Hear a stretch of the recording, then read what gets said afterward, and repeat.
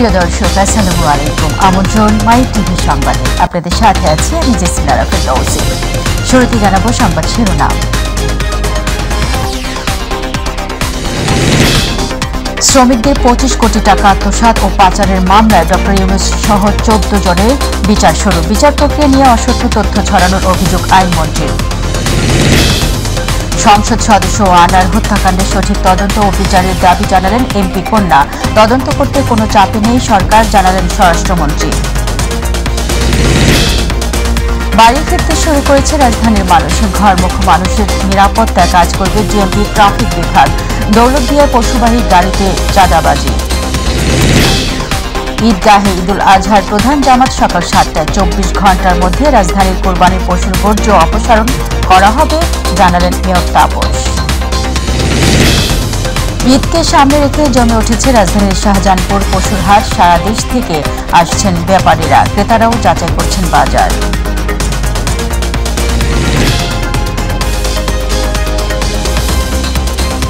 শুনছিলেন সংবাদ শিরোনাম, এবার চলে যাব পুরো সংবাদে। গ্রামীণ টেলিকমের শ্রমিক কর্মচারীদের কল্যাণ তহবিলের 25 কোটি 22 লাখ টাকা আত্মসাতের অভিযোগে দুদকের করা মামলায় ডক্টর মোহাম্মদ ইউনূস সহ 14 জনের বিরুদ্ধে অভিযোগ গঠন করে বিচার শুরুর আদেশ দেওয়া হয়েছে।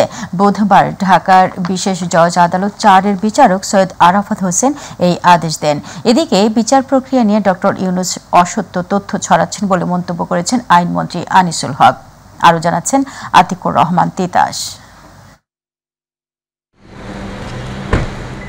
গ্রামীণ টেলিকমের কর্মীদের লভ্যাংশের 25 কোটি 22 লাখ টাকা আত্মসাতের অভিযোগে করা মামলায় গত 1 ফেব্রুয়ারি ইউনূস সহ 14 জনের বিরুদ্ধে আদালতে অভিযোগপত্র দেয় দুর্নীতি দমন কমিশন। মামলার অভিযোগ গঠনের শুনানি 2 জুন শেষ হয়। সেদিন আদালত অভিযোগ গঠনের বিষয় আদেশের জন্য 12 জুন তারিখ ধার্য করে। সকালে আদালতে হাজির হয়ে অভিযোগ গঠনের বিষয়ে অব্যাহতির আবেদন করেন ডক্টর ইউনূসের আইনজীবী। ঢাকার বিশেষ জজ আদালত 4-এর বিচারক সৈয়দ আরাফাত হোসেনের আদালত আসামিদের অব্যাহতির আবেদন নাকচ করে চার্জ গঠনের আদেশ দেন। পরে ডক্টর ইউনূসের আইনজীবী আব্দুল্লাহ আল মামুন সাংবাদিকদের বলেন, চার্জ গঠনের আদেশের বিরুদ্ধে উচ্চ আদালতে আপিল করা হবে। সঠিকভাবে গ্রহণ করা হয় নাই এবং এই এফআইআর এবং চার্জশিট যদি আদালত সত্য বলেও মনে করে, এই চার্জশিট এবং এফআইআর কোনো তার এই ধারাগুলি ডক্টর ইউনূস এবং সহ 14 জনকে কোনোভাবেই লায়াবল করে না, তাদেরকে দোষী সাব্যস্ত।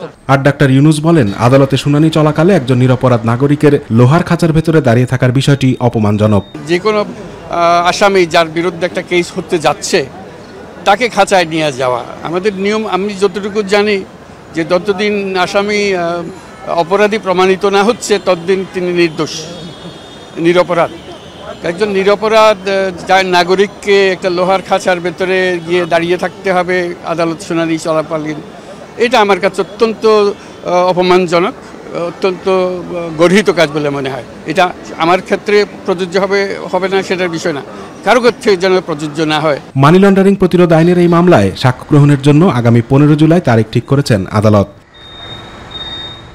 এদিকে বিচার প্রক্রিয়া নিয়ে ডক্টর ইউনূস অসত্য তথ্য ছড়াচ্ছেন বলে মন্তব্য করেছেন আইনমন্ত্রী আনিসুল হক। দুপুরে সচিবালয়ে রাষ্ট্রদূত চার্লস হোয়াইটলির নেতৃত্বে ইউরোপীয় ইউনিয়নের রাষ্ট্রদূতদের সঙ্গে বৈঠক শেষে মন্তব্য করেন আইনমন্ত্রী। বলেন, আইন মেনেই ডক্টর ইউনূসের বিচার কাজ চলছে। ডক্টর ইউনূস যেই সব কথা বলে বেড়াচ্ছেন সেই সব কথা অসত্য এবং সেই সব কথা বাংলাদেশের জনগণের জন্য অপমানজনক। আতিকুর রহমান তিতাস, মাই টিভি। স্বরাষ্ট্রমন্ত্রী আসাদুজ্জামান খানকে সঠিক তদন্ত ও বিচারের দাবি জানিয়েছেন হত্যার শিকার সংসদ সদস্য আনোয়ারুল আজিমের মেয়ে মুমতারিন ফেরদৌস ডরিন। সকালে স্বরাষ্ট্র মন্ত্রণালয়ে এসে মন্ত্রীর কাছে এই দাবি জানান তিনি। পরে স্বরাষ্ট্রমন্ত্রী সাংবাদিকদের জানান, হত্যাকাণ্ডের তদন্ত করতে কোনো চাপে নেই সরকার, দোষীদের কেউ পার পাবে না বলেও জানান তিনি। আরও জানাচ্ছেন সাইদুর রহমান আবির। চাঞ্চল্যকর এমপি আনার হত্যাকাণ্ডে জিজ্ঞাসাবাদের জন্য ঝিনাইদহ জেলা আওয়ামী লীগের সাধারণ সম্পাদক সাইদুল করিম মিন্টুকে আটক করার পরদিনই স্বরাষ্ট্রমন্ত্রী আসাদুজ্জামান খান কামালের সঙ্গে সাক্ষাৎ করেন আনার কন্যা মুমতারিন ফেরদৌস ডরিন। সচিবালয় স্বরাষ্ট্রমন্ত্রীর সাথে সাক্ষাৎ শেষে সাংবাদিকদের বিভিন্ন প্রশ্নের জবাব দেন তিনি। এদিকে ডিএনএ নমুনা পরীক্ষার জন্য যে কোনো সময় ভারতে যাওয়ার প্রস্তুতি রয়েছে বলে জানান আনার কন্যা। এজন্য সেদেশের গোয়েন্দা সংস্থাদের সঙ্গেও যোগাযোগ হচ্ছে বলে জানান মমতারিন ফেরদৌস ডোরিন। তো আমি সেই বিষয়টাই বলতে আসছি যে সঠিক তদন্ত করে কোনো তদবিরের চাপে পড়ে যেন আমার বাবার এই হত্যাকাণ্ডে নৃশংসভাবে নির্মমভাবে যে হত্যাকাণ্ড আপনারা জানেন সেটিকে যেন বন্ধ করার চেষ্টা না করে। পরে সাংবাদিকদের সাথে কথা বলেন স্বরাষ্ট্রমন্ত্রী। তদন্তে কোনো চাপের প্রশ্নই আসে না উল্লেখ করে তদন্ত শেষে বিস্তারিত জানানো হবে এবং দোষী কেউ পার পাবে না বলে জানান আসাদুজ্জামান খান কামাল। কোনো চাপচোপ নাই, আমরা সঠিক পদ্ধতিতে ইনকোয়ারি হচ্ছে এবং আমরা মনে করি ইনকোয়ারিটা হওয়ার পরেই আমরা সবকিছু বলবো, কার উদ্দেশ্য কি ছিল এগুলো সব আমরা পরে জানাবো। এমপি আনারের মেয়েটি আসছিল, তার বাপে হত হয়েছে, সেজন্য তার একটা স্বাভাবিক তার বাবার হত্যার বিচার সে চাবে, এটি স্বাভাবিক। সেটাই সে বলতেছিল যে আপনারা যাতে কেউ পান না পেয়ে যায়, আপনার এই বিষয়টা মানে দেখবেন। আমরা আপনার যেটাই আপনার তদন্তে আসে আমরা সেটাই বিশ্বাস করি, কিন্তু আপনারা তদন্ত মানে যেভাবে করছেন কেউ যাতে প্রাণ না পেয়ে যায় সেইটা আমাদেরকে একটু রিকোয়েস্ট করে গেছে, এর চেয়ে বেশি কিছু তার সাথে। সাইদুর রহমান আবির, মাই টিভি, ঢাকা। আর মাত্র কয়েকদিন পরেই পবিত্র ঈদুল আজহা। এরই মধ্যে প্রিয়জনদের সঙ্গে ঈদের আনন্দ ভাগাভাগি করে নিতে বাড়ি ফিরতে শুরু করেছে মানুষ। তবে এখনও সরকারি বেসরকারি অফিস আদালতগুলোতে ছুটি ঘোষণা না করায় কমলাপুরে ঈদ যাত্রীদের চাপ তেমনভাবে শুরু হয়নি। এদিকে ঈদুল আজহা উপলক্ষে ঘরমুখো মানুষের ট্রেন যাত্রার সুবিধার্থে 10 জোড়া ঈদ স্পেশাল ট্রেন চালানোর সিদ্ধান্ত নিয়েছে বাংলাদেশ রেলওয়ে। আরও জানাচ্ছেন নুসরাত শারমিন।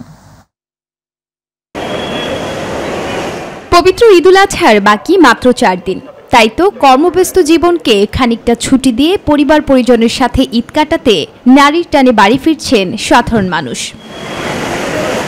ঈদকে ঘিরে আজ থেকে ঘরমুখো মানুষদের আনুষ্ঠানিক যাত্রা শুরু হয়েছে। ব্যস্ত নগরী ফাঁকা করে সবাই ফিরে যাচ্ছেন আপন নিরে।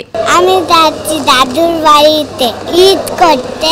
ঈদকে ঘিরে যাত্রীদের ভোগান্তি কমাতে এবং স্বস্তি দিতে কয়েক স্তরের নিরাপত্তা ব্যবস্থা করেছেন রেলওয়ে কর্তৃপক্ষ, কিন্তু তারপরও যেন শেষ রক্ষা হচ্ছে না। ঈদযাত্রার প্রথম দিনেই সময় মতো ট্রেন না পাওয়ার অভিযোগ যাত্রীদের। 1টা ট্রেন বনলতায় এখন ছাড়লো 2টাই। ট্রেনের নাম হচ্ছে মোহনগঞ্জ এক্সপ্রেস, যেটা কমলাপুর থেকে ছাড়ার কথা ছিল 1টা 15-তে, কিন্তু অলমোস্ট 2টার উপরে বাজে। 1টা 15-তে ছাড়ার কথা ছিল, আজকে আসতেই দেরি করেছে। ছাড়ে না, ছাড়তে দেরি হবে আর কি। তারপর বাড়ি ফেরার যে আনন্দ, এটাই অনেক। এখন 2টা ওভার, এখন বলছে যে সে এখন 1 ঘন্টা লাগবে। তবে কর্তৃপক্ষ বলছেন ভিন্ন কথা। জানিয়েছেন 2টি ট্রেন ছাড়া সবকটি ট্রেনই ছেড়ে গেছে সময় মতো। আজকে আপনার ঢাকা দেওয়ানগঞ্জ স্পেশাল ট্রেনটা চলাচল করছে, সেটা অলরেডি সকালে ছেড়ে গেছে। সব মিলিয়ে আজকে 80টি জোড়া লোকাল মেল কমিউটার আন্তনগর ট্রেন চলাচল করবে। কালকে আবার একটা ঈদ স্পেশাল ট্রেন যোগ হবে, সেটা জয়দেবপুর থেকে পার্বতীপুর পর্যন্ত চলাচল করবে। তো আমরা আপনাদের মাধ্যমে সকল সম্বন্ধে যাত্রীগণকে অনুরোধ করতে চাই, এবারে ঈদ যাত্রা যেন সুন্দর, নিরাপদ এবং স্বাচ্ছন্দ্যময় হয়, সেটা আমাদের সর্বোচ্চ প্রচেষ্টা রয়েছে। ট্রেনের মতো বাস কাউন্টারেও দেখা গেছে যাত্রীদের উপচে পড়া ভিড়। তবে সার্বিক পরিস্থিতিতে খুশি তারা, নেই কোনো অভিযোগ। আমরা সবসময় যেভাবে আসা যাওয়া করি এভাবেই টিকিটের দাম নিচ্ছে। আমি যে টিকিট কাটলাম আমার হচ্ছে না, কারণ আমি আগে থেকে টিকিট কাটাতো, এই জন্য আমার ঝামেলাটা হচ্ছে না। শত ভোগান্তি আর কষ্টের পরেও সবার মুখেই আলাদা এক উন্মাদনা, বাড়ি ফেরার এক অনন্য খুশির ঝিলিক চোখে মুখে। তারপরও যাত্রা যেন নির্বিঘ্ন এবং নিরাপদ হয়, সেই প্রত্যাশা সকলের। নুসরাত শারমিন, মাই টিভি, ঢাকা। এদিকে ঈদ যাত্রায় ভোগান্তি এড়াতে ঘরমুখো মানুষের নিরাপত্তায় কাজ করবে ডিএমপির ট্রাফিক বিভাগ। রাজপথে কোনো ফিটনেসবিহীন গাড়ি চলবে না। কোরবানির পশুবাহী গাড়ি যেন কোনো জটিলতা সৃষ্টি না করে, সেজন্য সজাগ রয়েছে ডিএমপির ট্রাফিক বিভাগ বলে জানিয়েছেন ট্রাফিক বিভাগের অতিরিক্ত কমিশনার মনিবুর রহমান। ঈদুল আজহা উপলক্ষে ডিএমপির ট্রাফিক মিডিয়া সেন্টারে আয়োজিত সংবাদ সম্মেলনে এসব কথা বলেন তিনি। ঢাকা মহানগরী হতে দূরপাল্লার ফিটনেসবিহীন এবং রুট পারমিটবিহীন বা অননুমোদিত রুটে কোনো বাস চলাচল করবে না। বাসের সাথে সংশ্লিষ্ট সকলে এই বিষয়টি কঠোরভাবে মেনে চলবেন এবং কর্তৃপক্ষকে সহায়তা করবেন, এটাই আমরা আশা করি। কোনরূপ যানজট তৈরি না হয়, ট্রাফিক যেন সহনীয় পর্যায়ে থাকে, এজন্য প্রতিটা পয়েন্টে হাইওয়ে পুলিশ, সংশ্লিষ্ট জেলা ও মেট্রোপলিটন পুলিশের সাথে, যাদের সাথে ডিএমপির বর্ডার আছে তাদের সাথে ডিএমপি। পবিত্র ঈদুল আজহা উপলক্ষে কুরবানির পশু পারাপারে দৌলতদিয়া ফেরিঘাটে বিড়ম্বনার শিকার হচ্ছেন গাড়ি চালক ও খামারিরা। ভাড়ার নামে পশুবাহী গাড়ি ও খামারিদের কাছে থেকে নেওয়া হচ্ছে বাড়তি টাকা। প্রশাসন বলছে কুরবানির পশুবাহী গাড়ি থেকে চাঁদা নেয়াদের বিরুদ্ধে কঠোর ব্যবস্থা নেওয়া হবে। রাজবাড়ীর প্রতিনিধি শেখ মমিনের তথ্যচিত্রে বিস্তারিত জানাচ্ছেন ইলিয়াস কমল। দেশের গুরুত্বপূর্ণ নৌরোড রাজবাড়ী জেলার দৌলতদিয়া পাটুরিয়া ঘাট।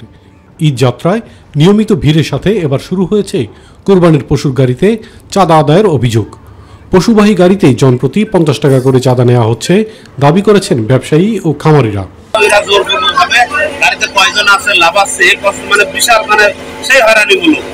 আমরা তো যাতে আমাদের ভাড়াটা না নেয় সেটা আমরা চাই। তো আপনার মস্তানি জোর করে নেওয়া বললেই চলে, একেবারে অন্যায় হয়ে যায় আমাদের কাছে, কিন্তু আমরা দিতে বাধ্য তাদের কাছে, টাকা না দিলে আমাদেরকে দেখা দেবে না। বিআইডব্লিউটিসির নিয়ম অনুযায়ী নদী পারাপারের জন্য শুধু পায়ে হেঁটে ফেরিতে উঠলে খুচরা যাত্রী হিসেবে টিকিট করতে হয়। অন্য বাসে বা অন্যান্য যানবাহনে নদী পারাপার হলে কোনো ব্যক্তির টিকিট করার প্রয়োজন হয় না। তবে এমন অনিয়মের জন্য প্রয়োজনীয় ব্যবস্থা গ্রহণে ঊর্ধ্বতন মহলে বিষয়টি জানানো হবে জানিয়েছে বিআইডব্লিউটিসি। এরকম বিষয়টি অত্যন্ত আপত্তিকর এবং অনিয়ম। আমি জেলা প্রশাসনের যে ঈদ পূর্ব প্রস্তুতি সভা, সমন্বয় সভায় গরুর গাড়ি পারাপারের ক্ষেত্রে জেলা পুলিশ, নৌ পুলিশ, হাইওয়ে পুলিশের সহযোগিতা চেয়েছি। উপযুক্ত প্রমাণ পেলে ব্যবস্থা নেওয়া হবে জানিয়েছে স্থানীয় প্রশাসন। গরু গাড়ি যে ট্রাকগুলো থাকবে সেগুলোতে অতিরিক্ত কোথাও সেই ট্রাকগুলো কোথাও থাকবে না এবং কোনো ধরনের চাঁদার বিষয় আসলে সেটা আমরা আইন শৃঙ্খলা বাহিনীর মাধ্যমে আমরা সেটা সমাধান করবো। এরকম যদি প্রমাণ পাওয়া যায় যে ঘাটে অতিরিক্ত ভাড়া নেওয়া হচ্ছে বা চাঁদা নেওয়া হচ্ছে, তাহলে আমরা অবশ্যই এটা আইনগত ব্যবস্থা করব। পুলিশ জানিয়েছে কেউ যেন কোরবানির পশু বহনকারী গাড়ি থেকে চাঁদা তুলতে না পারে এ ব্যাপারে সতর্ক রয়েছে পুলিশ। কেউই এই ধরনের যানবাহন থেকে কোনো প্রকার চাঁদা আদায় করতে পারবে না, সেটা যে কোনো ভাবেই হোক বা যে কোনো নামেই হোক, কোনোভাবেই আমরা এটা অ্যালাউ করব না। যদি এরকম কোনো ঘটনা আমাদের নজরে আসে, সাথে সাথে আমরা আইনগত ব্যবস্থা গ্রহণ করব। মৎস্য ও প্রাণী সম্পদ মন্ত্রী জানিয়েছেন এমন চাঁদাবাজি বন্ধে জোর পদক্ষেপ নেওয়া হবে। পশুবাহী ট্রাক থেকে চাঁদা দেওয়া এটা বন্ধ করতে হবে। এরপরেও যদি এই ধরনের কোনো বাড়াবাড়ি বা এই ধরনের কোনো কার্যক্রম কেউ করতে চায়, তাহলে তাকে আইনের আওতায় আনা হবে এবং আইনের আওতায় এনেই তাকে শাস্তি দেবে। দ্রুত এ বিষয়ে কার্যকর পদক্ষেপ নেওয়া না হলে কোরবানির বাজারে এর প্রভাব ফেলবে বলে মনে করেন ব্যবসায়ী ও সাধারণ মানুষ। ইলিয়াস কমল, মাই টিভি। ঢাকা দক্ষিণ সিটি কর্পোরেশনের মেয়র ব্যারিস্টার শেখ ফজলে নূর তাপস বলেছেন, ঈদুল আজহায় 24 ঘন্টার মধ্যে কোরবানির পশুর বর্জ্য পরিষ্কার করা হবে। সকালে জাতীয় ঈদগাহ মাঠ পরিদর্শন করে তিনি এই কথা বলেন। এই সময় ঢাকাবাসীকে ঈদের দ্বিতীয় দিনের মধ্যে কোরবানি সম্পন্ন করার আহ্বান জানান তিনি। বলেন, কোরবানির পশুর হাটের কারণে নগরে যানজট হবে না, সেই ব্যবস্থা নেওয়া হয়েছে। মেয়র জানান, এবার জাতীয় ঈদগাহে সকাল 7:30টায় জামাত অনুষ্ঠিত হবে। ঈদের দিন বৃষ্টি হতে পারে, তাই নামাজে যেন বিঘ্ন না ঘটে সেই ব্যবস্থা নেওয়া হয়েছে।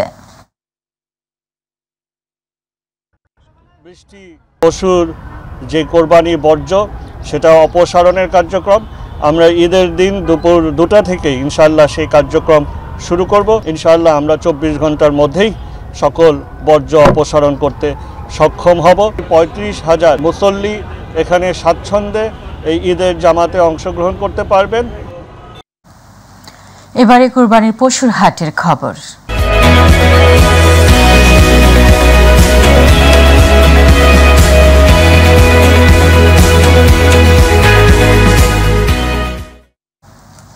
সময় যতই ঘনিয়ে আসছে ততই জমে উঠেছে রাজধানীর শাহজাহানপুর কুরবানির পশুর হাট। এই হাটে উঠতে শুরু করেছে নানা জাতের কুরবানির পশু। দেশের বিভিন্ন প্রান্ত থেকে ব্যাপারীরা কুরবানির পশু নিয়ে আসছেন হাটে। তবে ক্রেতাদের আনাগোনা থাকলেও বেচাকেনা এখনো তেমন জমেনি। ক্রেতারা বলছেন, দাম কমার অপেক্ষায় প্রহর গুনছেন তারা। বিস্তারিত আবু সাইদ অপুর রিপোর্টে। উচ্চ আদালতের নির্দেশে পশুরহাট আফতাবনগরে এবার কোরবানির পশুহাট না বসায় রাজধানীতে এবার মোট পশুহাট বসছে মাত্র 21টি। এরই মধ্যে জমে উঠতে শুরু করেছে উত্তর শাহজাহানপুর পশুরহাট। অন্যান্য পশু হাটের মতো এই হাটেও দেখা মিলবে বাহারি জাতের দেশি বিদেশি গরু। পরিস্থিতি যখন এমন, তখন ন্যায্য দাম প্রাপ্তি নিয়ে মারাত্মক শঙ্কায় রয়েছে পশু বিক্রেতারা। তারা বলছেন, গেল কদিন হলেও ক্রেতারা দাম শুনে বাজার যাচাইয়ে ছুটছেন এক হাট থেকে অন্য পশুর হাটে। তবে বেচাকেনা জমবে ঈদের 2 থেকে 3 দিন আগে বলেও প্রত্যাশা ব্যক্ত করেন গরুর মালিকরা। অনেক গরু, কিন্তু সে তুলনায় কাস্টমার নাই, তো এখনো ঈদের কয়েকটা দিন সময় আছে। তো আমরা আশাবাদী যে ঈদের 2-1 দিন আগে হয়তো বেচন করতে পারবো। আমরা তো আশা করে আইছি, এখন তো গরু প্রচুর আমদানি, দেখা যাক কি হয়। আমরা এনে গরু নিয়ে আসি বেচার জন্য, এখন তো কাস্টমার নাই, গরু কিনতেও বেশি, খাদ্যের দামও বেশি, এখন তো আমরা তো ঝামেলাই করছি। আর কোরবানির পশু কিনতে আসা নগরবাসী বলছেন, গেল বছরের তুলনায় এবার পশুর দাম বেশি হাঁকছেন ব্যবসায়ীরা, তাই শেষ মুহূর্ত পর্যন্ত বাজার যাচাই করছেন তারা। এখনো হয়তো একটু আকাশচুম্বী দাম, এখনো বিক্রেতারা হয়তো সঠিকভাবে তাদের চূড়ান্ত সিদ্ধান্ত নিতে পারতেছে না, যার ফলে হয়তো একটু এলোপাতারি দাম বলতেছে আর কি। নেওয়ার উদ্দেশ্যে আসছি, আসার পরে এখন যারা ব্যাপারী সাহেবরা ওনারা এখন বর্তমানে গরু হাতেই রাখছে, ছাড়ার উদ্দেশ্য নেই। আল্লাহর নামে তো কোরবানি দেব, যদি একটু বেশি হয় তাও দিব, একটু কম হইলেও দিব, কিন্তু কোরবানি একটা দেব। এখন আজকে একটু দেখার জন্য আসছি, একটু দেখবো। পরিস্থিতি যাই হোক না কেন, সাধ্যের মধ্য থেকে ধর্মপ্রাণ মুসল্লিরা আল্লাহর সন্তুষ্টি লাভের আশায় তারা কোরবানি দিতে পারবেন, এমনটাই প্রত্যাশা সকলের।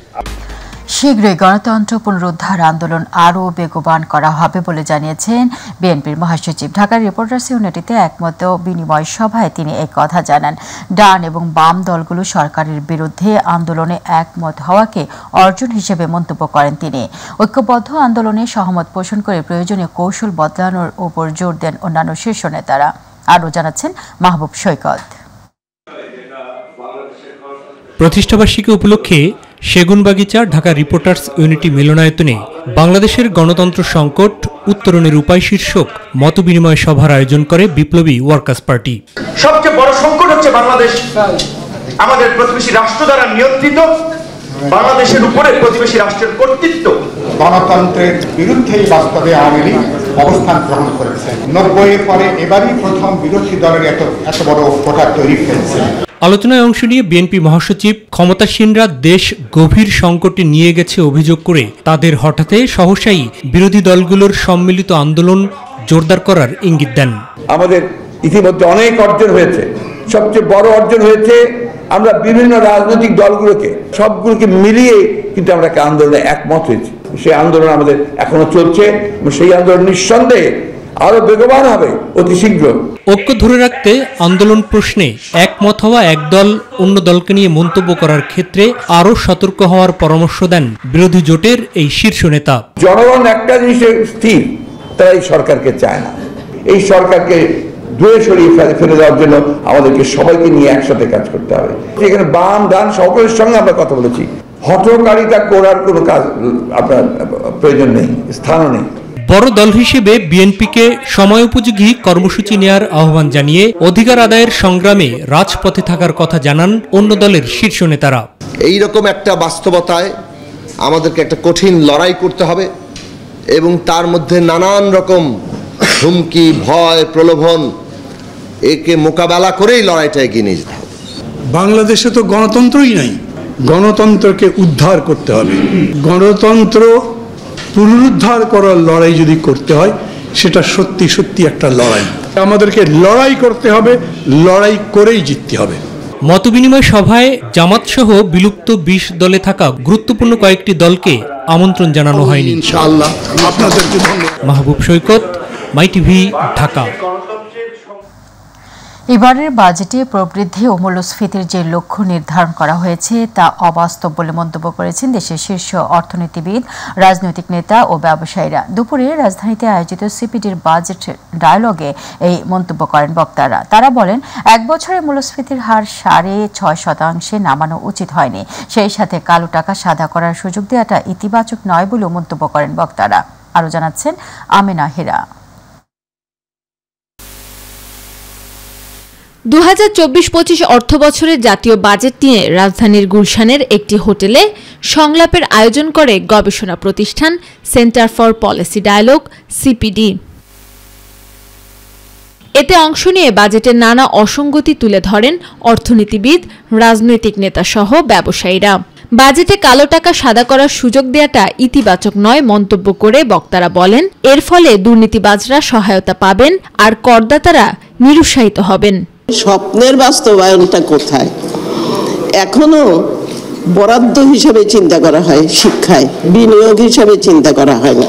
আমাদের কেবলমাত্র শিক্ষা বাজেট থেকে কিন্তু শিক্ষার সত্যিকার প্রতিফলন কিন্তু দেখা যাবে না। বাংলাদেশ একটা অদক্ষতার ফাঁদের মধ্যে আটকে আছে এবং এটা আমাদের তৈরি ট্র্যাক, এটা কেউ আমাদের উপর চাপিয়ে দেবে। এই যে 15% আমি মাঝের পরিমাণে কিছু টাকা অর্জন করি, সেটাও কিন্তু আমি দিতে পারবো, বিকজ নো অথরিটি। আগে তো দুদক পূর্ব প্রাপ্ত, এখন দুদকের সেই ক্ষমতাও নিয়ে গেছে।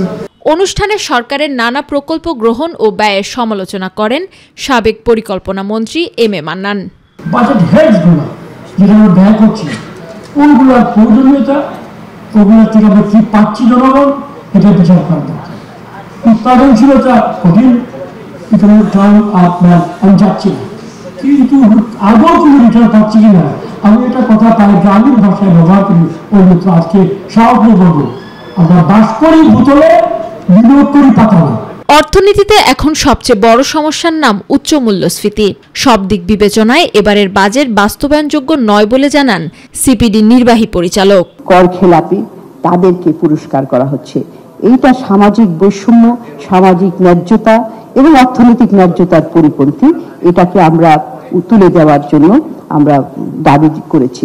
এবং আরেকটি বিষয়, প্রতি বছরই তো এটা দেওয়া হয়, কিন্তু এটা থেকে কতখানি অর্থ হয়। বর্তমানে ডলারের উচ্চ মূল্য, আর্থিক খাতে বিশৃঙ্খলা ও সুশাসনের অভাব আর বাজেটে এসব বিশৃঙ্খলা দূর করে স্বস্তি তৈরির নেই নির্দেশনা। তাই চলমান অর্থনৈতিক পরিস্থিতিতে এই বাজেট সাধারণ মানুষের ওপর চাপ বাড়াবে বলেও বলেন বক্তারা। আমেনা হীরা, মাই টিভি, ঢাকা। দেশে খেলাপি ঋণের পরিমাণ বর্তমানে কমেছে বলে মন্তব্য করেছেন তথ্য প্রতিমন্ত্রী মোহাম্মদ আলী আরাফাত। দুপুরে জাতীয় সংসদে বাজেট নিয়ে বক্তব্য প্রদানকালে তিনি কথা বলেন।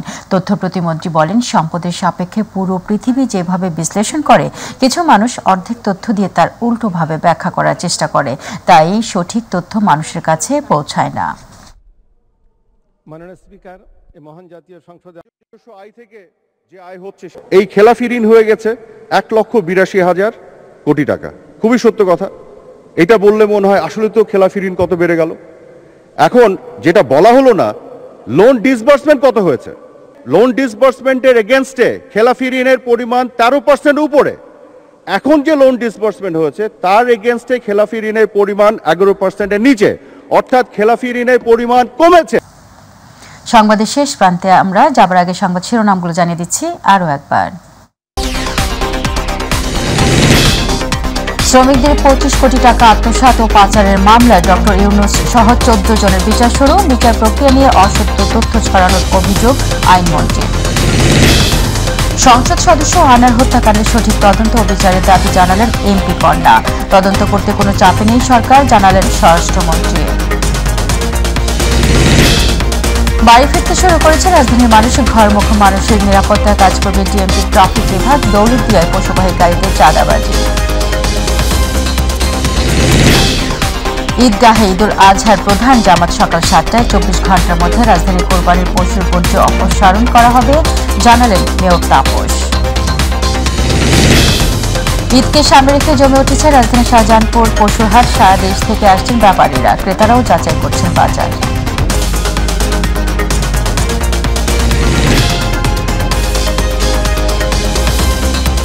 দর্শক, এই ছিল এখনকার আয়োজনে। ধন্যবাদ সাথে থাকার জন্য। আমাদের পরবর্তী সংবাদ রাত 9টা 30 মিনিটে দেখার আমন্ত্রণ জানিয়ে বিদায় নিচ্ছি। আল্লাহ হাফেজ।